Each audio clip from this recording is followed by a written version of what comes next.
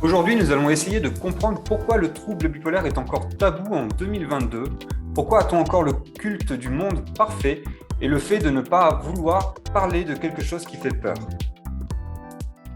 Hello et bienvenue sur Parole de bipolaire, le lieu d'échange autour de la bipolarité. Moi, c'est Clément, je suis le fondateur de Upstage et on accompagne les personnes bipolaires pour mieux vivre au quotidien. Moi, c'est Julien, je suis coach spécialisé dans la bipolarité et j'accompagne les bipolaires à mieux vivre et gérer la bipolarité. Et aujourd'hui, on va parler du tabou et de la peur qui est associée au trouble bipolaire et comment est-ce qu'on peut faire pour améliorer les choses. Et Donc, toi, est-ce que tu as peur, toi, personnellement, d'être vu comme un fou? ouais, ça peut arriver, pour être franc, euh, dans le sens où je sais qu'il y a des personnes qui ont du mal à comprendre. Et c'est pour ça d'ailleurs que je n'en parle pas à tout le monde. Je sais, hélas, que certaines personnes ont toujours pas compris ce que c'était qu'une maladie psychologique, que c'était pas un état d'humeur, que c'était a priori, hein, toutes les études commencent à avancer là-dessus, mais que c'est lié à de la biologie, donc c'est des gènes, c'est des choses qui existent dans notre cerveau et qui sont physiquement existantes et qui sont reconnues par tous les médecins. Il y a un consensus scientifique qui est... Et Hmm. pourtant, il y a des personnes qui sont encore dans cette logique où, ah ben en fait, non, je ne vois pas que ton bras est cassé, donc ça n'existe pas. Et justement, Et qu'est-ce qui fait peur dans le trouble bipolaire? qu'est-ce qui fait peur? Euh, c'est la peur de l'inconnu et de la folie. C'est la peur je pense, de ne pas savoir comment la personne va réagir, d'avoir quelqu'un qui peut nous blesser. En fait, on peut avoir peur on peut avoir peur aussi de quelqu'un qui peut-être va avoir un comportement qui va être trop extrême. Euh, et, mais c'est plus compliqué pour ma part d'en parler. Peut-être que toi, tu as d'autres choses qui te viennent à l'esprit là-dessus, Julien. Bah, c'est le côté. Je pense que dès qu'on parle de psychiatre, de psychiatrie, c'est assez mal vu enfin mal vu entre guillemets dans la société. Du coup, il y a le côté aussi, c'est invisible. En fait, on voit pas concrètement qu'on a un bras cassé, qu'on a une jambe cassée, qu'on est aveugle enfin, c'est moins concret en tout cas. Donc, je pense que ça fait peur. Et il n'y a pas de test précis aussi médical pour déceler une bipolarité autre que une observation des faits, des conséquences qu'il y a eu dans notre vie. Et donc, c'est un diagnostic qui est principalement oral et qui peut être hasardeux quand même, hein. C'est pas forcément hyper précis. En tout cas, ça peut mettre très longtemps avant de l'être, très précis. Et puis après, il y a aussi le côté en parler, ça fait vraiment peur. En parler aux autres, parce qu'on a cette peur du jugement, on a cette peur de est-ce que les gens ils vont rester avec moi? Moi, j'ai cette problématique de me poser la question par rapport à rencontrer une personne et de vivre avec quelqu'un et de me dire mais comment je vais lui présenter? Enfin, qu'est-ce qu'elle va penser de moi si voilà, si à un moment donné je suis dans une phase et puis qu'elle n'arrive pas à le comprendre. Enfin, c'est des choses qui sont compliquées à vivre aussi, quoi. Ouais, non, c'est totalement vrai. Et ça va prendre du temps. Je pense il faut l'accepter. Et le diagnostic, et il faut même le reconnaître, est jamais sûr à 100%. Contrairement à d'autres maladies où on a des... Et c'est vrai, mais ça va avancer. Je pense que, par exemple, la série En thérapie, alors que je n'ai pas vu personnellement, mais j'en entends beaucoup parler, commence à... Le Covid, il faut le dire, hein, il y a eu beaucoup plus de problèmes de maladies mentales ou même de personnes qui faisaient des dépressions. On a un petit peu commencé à parler des sujets de santé mentale. Ça commence à être plus accepté. De plus en plus, je peux le voir dans mon entourage, la plupart des gens ont un psy. Et vraiment, c'est quelque chose de communément accepté et que c'est positif. Et du coup, j'ai vraiment beaucoup d'espoir là-dessus. Je pense qu'il y a vraiment un changement qui est en train d'être effectué Euh, et ça va être pour le mieux parce que quand je vois notamment la différence qu'il peut y avoir aux États-Unis et en France, aux États-Unis, on parle beaucoup plus à son employeur.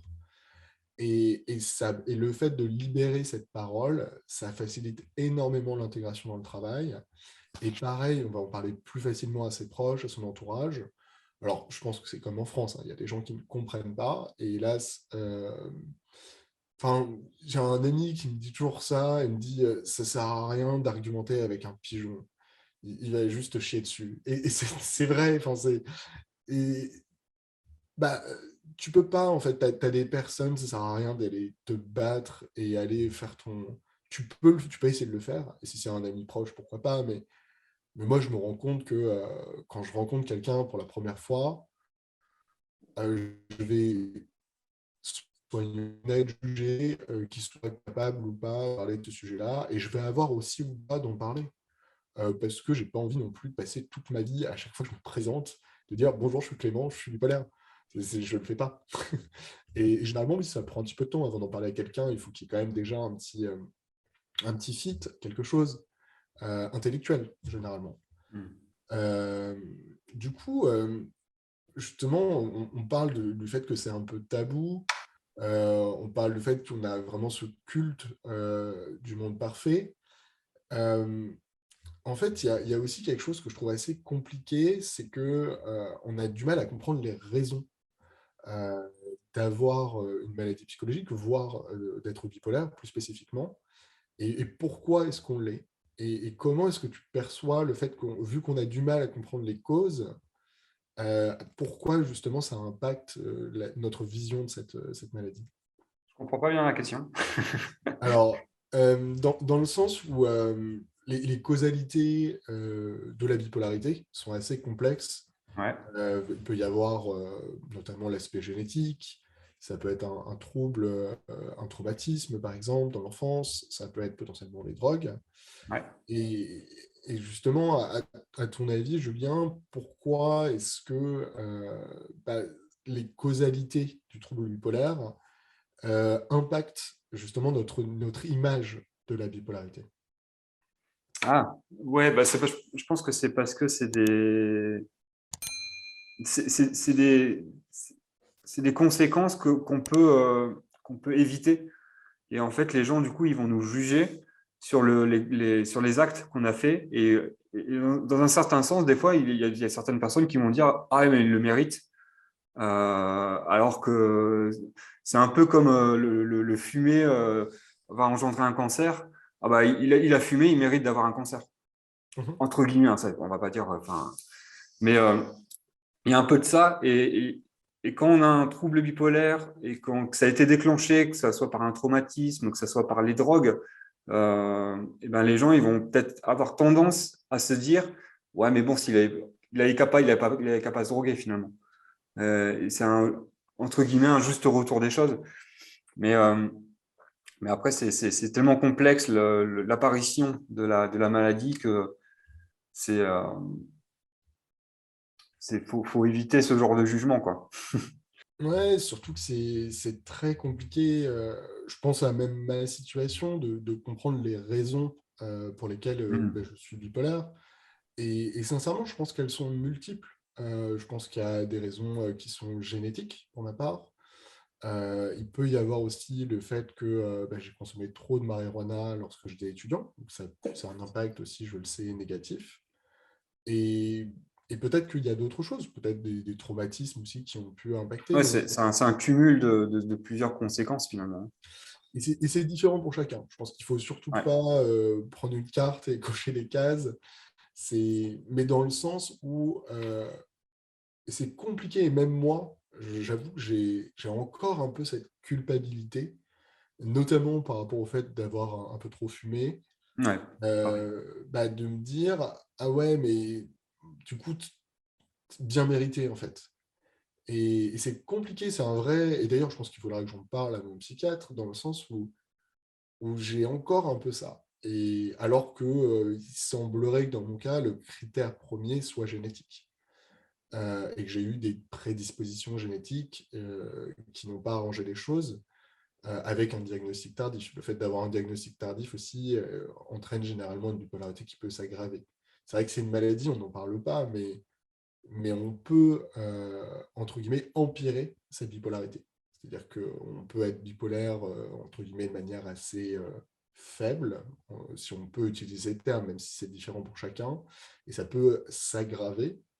Et c'est vrai que je trouve qu'on en parle d'ailleurs assez peu, et on fait d'ailleurs une conférence avec un ancien gendarme dans le groupe du Parole, on pourra vous mettre le lien. Euh, L'idée, en fait, il y a un moment, les drogues ont un vrai impact. Et ça, je pense que ce serait mentir de dire autrement. Et ça serait bien d'ailleurs que l'éducation nationale, j'en reviens à l'éducation des enfants, qui parle toujours des drogues, c'est mal, mais d'expliquer que si vous prenez certaines drogues, vous pouvez avoir une maladie mentale qui se déclenche. Alors, je ne suis pas médecin, mais j'ai cru comprendre en lisant quelques papiers, c'est que, par exemple, tout ce qui va être ecstasy, MDMA, donc c'est des drogues qui peuvent vraiment être déclencheurs. Et on peut se retrouver, et je pense qu'il y a beaucoup de jeunes qui ne se rendent pas compte que en fait, c'est pas juste anodin, c'est que ça peut faire quelque chose et ça peut être le grain de sable enfin, qui va détruire un peu l'engrenage. Hmm. Euh, et ensuite, il y a un autre sujet qui me semble intéressant, c'est la discrimination. On parle toujours de discrimination de couleur, de sexe, mais il y a aussi potentiellement une discrimination liée aux maladies mentales. Est-ce que tu peux nous en parler un peu, Julien? Ouais, je pense que comme c'est un sujet qui est tabou, c'est un sujet qui fait peur, les personnes peuvent fuir. C'est certaines personnes qui ont un handicap mental et aussi il peut y avoir une discrimination vis-à-vis du travail.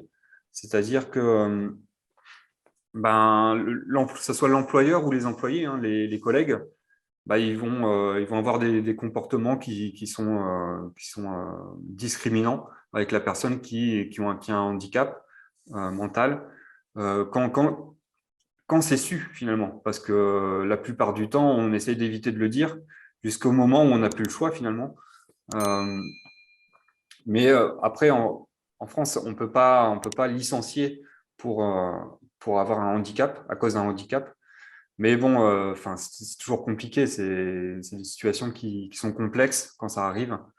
Et il peut y avoir des recherches de, de licenciement pour autre cause que le handicap. Mais finalement, ce qui est sous-jacent, c'est le handicap. Mhm. Ouais, c'est hyper important, hein. Moi, je pense à ce sujet parce que j'ai travaillé dans le privé toute ma vie. Et le fait de dire publiquement que je suis bipolaire fait très peur, par exemple, à ma mère.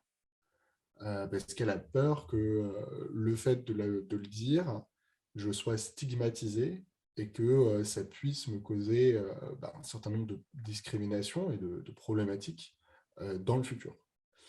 Et c'est un vrai sujet et j'avais peur de le dire publiquement, notamment à mon réseau, dans le sens où j'avais ce côté où je vais être perçu différemment et peut-être que certaines personnes ne voudront pas travailler avec moi parce que je suis bipolaire.